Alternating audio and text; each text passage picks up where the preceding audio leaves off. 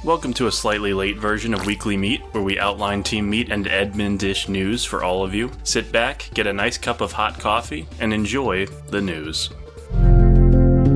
Aether 2 has become somewhat of a recurring topic on Edmund's Twitter, with clips surfacing and McMillen expressing his desire to return to the game at some point. For those who don't know, Aether was a flash game by Edmund that involved a small boy and his octopus friend traveling from planet to planet, solving puzzles. It dealt with themes of growing up and pushing past anxieties, a poignant message with a weird coat of paint. Classic stuff from Ed. No detailed outline on when we'll get a release for this one, but we'll add Aether 2 to the list of things we'd like to see finished and playable.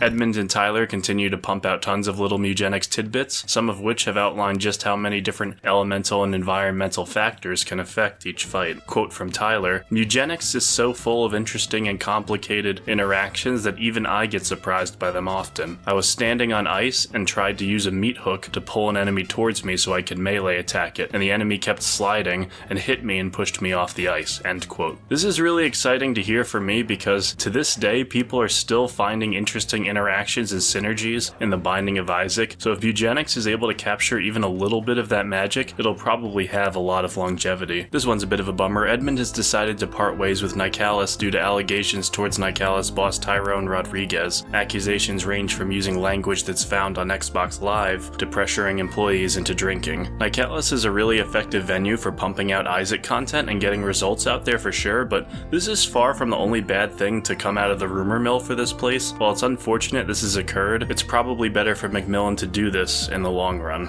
If these allegations are true, our hearts go out to all the affected employees.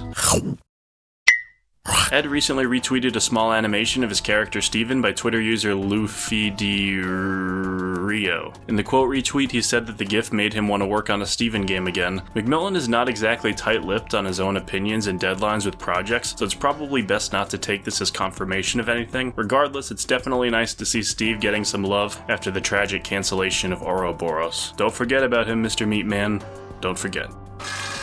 Those limited run Super Meat Boy and Super Meat Boy Forever physical editions for the Switch seem to finally be approaching their shipping date, the one that interests me most being the collector's edition for Forever, which comes with an art book, soundtrack, shadow box, pin, toy, the game, but sadly, no NFTs. Truly tragic, as I know how much my subscribers absolutely love those. Seems the ozone layer has won this time around. It appears to be out of stock across the board, but what else do you expect from a website called Limited Run Games? Here's a heartwarming little tidbit. G Fuel went ahead and sent Edmund a packet of the new Meat Boy themed energy drink despite him no longer being involved with the IP. Building a character as renowned as Meat Boy in the indie scene and then not being allowed to make anything with him must be a tough cross to bear. So seeing a gesture like this is heartwarming, to say the least.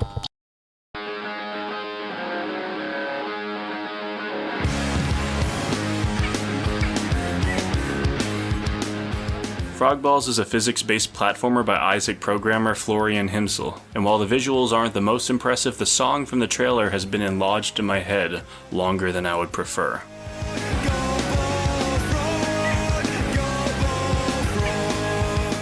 It's only $5, so if you appreciate Florian's work on Isaac, it could be worth the small asking price. If you end up getting it, let me know how it is.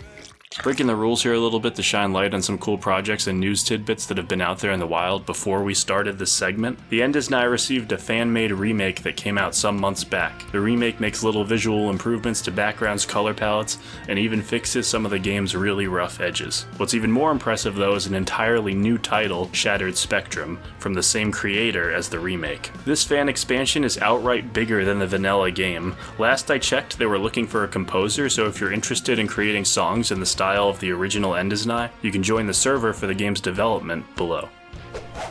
SMBF is getting a level editor. Yes, my fears that the level editor scene for this game would end up like the original Meat Boys aren't entirely warranted. News for this came in the form of a cheeky screenshot that showed a DLC option on the main menu for the game. Now let's hope that the level sharing and rating systems are up to snuff with the likes of Mario Maker. And now for our I Can't Believe It's Not Meat segment, where we recommend hard indie games that you're sure to like if you enjoy End Is Nigh and Super Meat Boy. This week's is an easy one you've probably heard me talk about before, called Dust Force. While the physics have a lot lot more crevices and nuance than the stop-and-go physics of Nigh, it's all the more rewarding when you do finally master its subtleties. Simple things like dashing into a sloped surface end up having a lot more possible outcomes because of the complexity baked into the game's core. The game's 10th anniversary has just came and went, and it's really nice to know that this game's tight-knit community is still kicking. Give this one a look immediately. You've had 10 years to do so already. That's gonna be it for this week, guys. Please do all the usual things that content creators ask you to do, like, subscribe, comment, and let us know if we missed anything that happened recently below.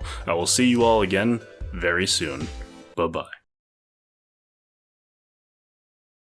Really fancy or pretentious. Question from the beginning.